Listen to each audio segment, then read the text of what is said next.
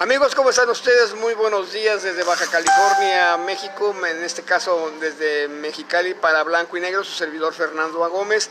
Nos encontramos con el señor licenciado Armando Salinas de la organización Artículo 39 Pro BC, y nos habla el tema actual, el que ha causado polémica de los impuestos.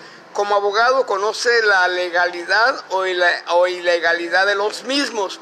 Señor, ¿qué opinión le merece la forma primero en que se manifestaron los diputados en pro del incremento de algunos impuestos, gasolinas, algunos nuevos de empeños, etcétera, hoteles, etcétera? Y segundo, la legalidad de los mismos, porque tengo entendido, si usted lo sabe, que estos impuestos, algunos de ellos, no han sido ni subidos aún a tribuna y ya se incrementaron. ¿Qué opinión le merece todo esto? Bueno, primero que nada, Fernando, muchas gracias por tu invitación y obviamente para poder dar una opinión referente a esa situación. Bueno, lamentable, lo tengo que decir de esa manera, lamentablemente, pues esta acción que acaba de tomar el propio gobierno del estado y prácticamente la mayoría de los municipios de Baja California, pues han sido acciones totalmente en contra de la economía popular, pues lo podemos advertir de esa manera.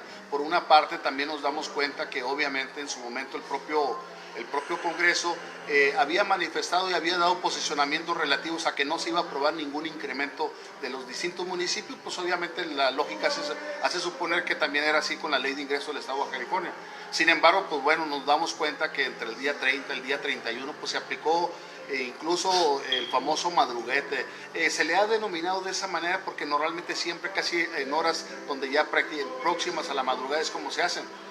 Nosotros vemos como agrupación muy lamentable esa acción que obviamente se llevó a cabo por los propios diputados en ese horario donde en esa hora yo me encontraba pues ya reunido con mi familia, pues en vísperas del año nuevo. Entonces lamentamos mucho esas circunstancias. De igual manera lo que tú comentas, mira, las cuestiones que se dieron respecto de algunas alzas de impuestos, algunos nuevos impuestos, entre ellos obviamente el que se va a llevar a cabo un impuesto sobre la gasolina, sobre el diésel, sobre los derivados e incluso del propio gas.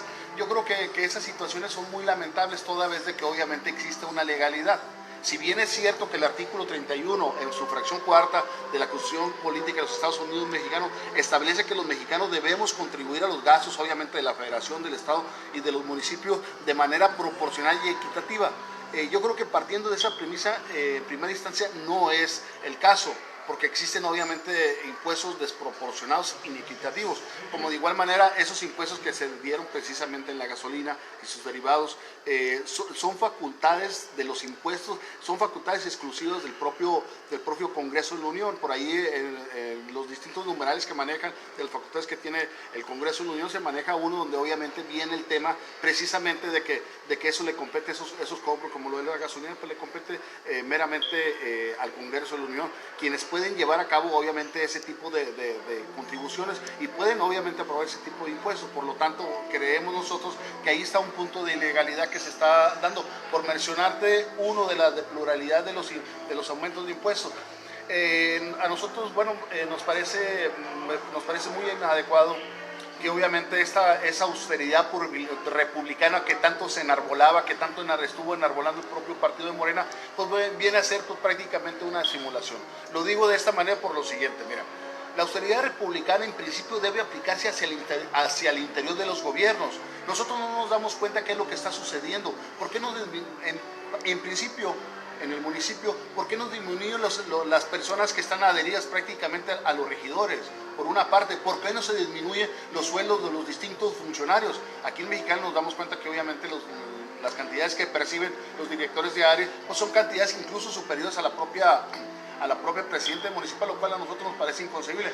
Yo creo que primero, antes de aplicar un impuesto, se tiene que aplicar una austeridad, pero en el propio gobierno, como de igual manera presentar un proyecto para saber exactamente qué cantidad se va a recaudar, como de igual manera cuál va a ser el destino de todo y cada uno de las cantidades que obviamente que como Baja California nosotros entregamos. Entonces vemos nosotros una falta de información, vemos una situación de falta de certeza jurídica, pero en ese sentido, pues bueno, lamentamos mucho que se estén dando esas circunstancias, porque no nos parece a nosotros nada correcto, más aún cuando obviamente está en boga el tema por resolverse ya casi de la Suprema Corte de Justicia de la Nación, el tema de la ampliación, si quedan 2 o queden 5 años el tema del gobernador. Entonces, obviamente muchas personas que estaban pensando que se quedara 5 años el gobernador, pues yo creo que por la lógica nos hace decir, no, ¿para qué vamos a querer? Entonces, yo creo que es una reacción que podemos tener nosotros los ciudadanos. Yo creo que esa acción de llevar a cabo el alza de impuestos no era lo más recomendable, como de igual manera ya el propio presidente de la República se ha deslindado totalmente de los gobiernos que aumentaron, incluso ha dicho, todos los recursos se les está enviando en tiempo y en forma. Dice, no existe justificación alguna para que se den esos incrementos. Entonces, en ese sentido, si el propio presidente incluso hizo referencia a que algunas entidades han recibido ya incluso más recursos y que no se les han disminuido. Entonces, en ese sentido, vemos nosotros que obviamente aquí alguien está mintiendo. Si obviamente yo he escuchado algunas voces que dicen, es que Kiko es el que tuvo toda la culpa. Bueno, si es que Kiko tuvo toda la culpa, pues existe ya una denuncia penal, no puede ser posible a esas fechas, ya prácticamente estamos a primeros días del mes de enero y no se acciona absolutamente nada en contra de Kiko Vega. Si ya existe una denuncia, se le puede llevar a cabo una formulación de imputación de manera inmediata, una audiencia, ¿para qué? Para que se decreten las medidas cautelares. Nosotros vemos una total insensibilidad y creo yo también una parte de ignorancia, porque el propio Código Nacional de Procedimientos Penales establece claramente las medidas cautelares. Se pueden llevar a cabo el embargo de cuentas que se encuentran en el sistema financiero, como de igual manera los bienes inmuebles que tenga Kiko Vega, obviamente aquí en Baja California. Yo creo que en su momento todos recordaremos, y él es del dominio público, que hacía mención que tenía más de 60 propiedades Kiko Vega. Sabemos todos también del gran fraccionamiento que tiene allá, hasta incluso una marina allá en Los Cabos. Entonces, sí es posible poder embargar esos bienes. Esa es unas medidas cautelares que puede utilizar el juez de control. Entonces, yo lamento que hasta el día de hoy pues no se está haciendo nada. Entonces, ya Kiko Vega prácticamente ahorita ya no es tema, lo cual obviamente a mí me parece un mensaje muy claro de impunidad, un mensaje totalmente adverso en contra de la sociedad. Entonces, nosotros queremos que se haga justicia, y la justicia es precisamente ir en contra de los funcionarios que supuestamente provocaron ese quebrantamiento de las finanzas públicas. Para concluir con el tema de los impuestos y pasar a otro que me interesa mucho que usted nos haga el favor de mencionar, ¿es legal o ilegal el incremento que se dio? Bueno, en mi concepto y en mi opinión es totalmente ilegal. Total y absolutamente. Así es. Bien, por otro lado, ¿qué opina usted o qué opinión le merece que a Kiko Vega la universidad le acaba de perdonar la deuda que tiene con ellos? Porque no es a Kiko Vega a quien se debe perdonar, sino al gobierno, ¿no? Sí, bueno, desconocía yo esta información, pero si es así la información, pues yo parece que sí. Yo creo que sería muy lamentable. Yo no recuerdo si eran alrededor de casi 1.700 millones de pesos.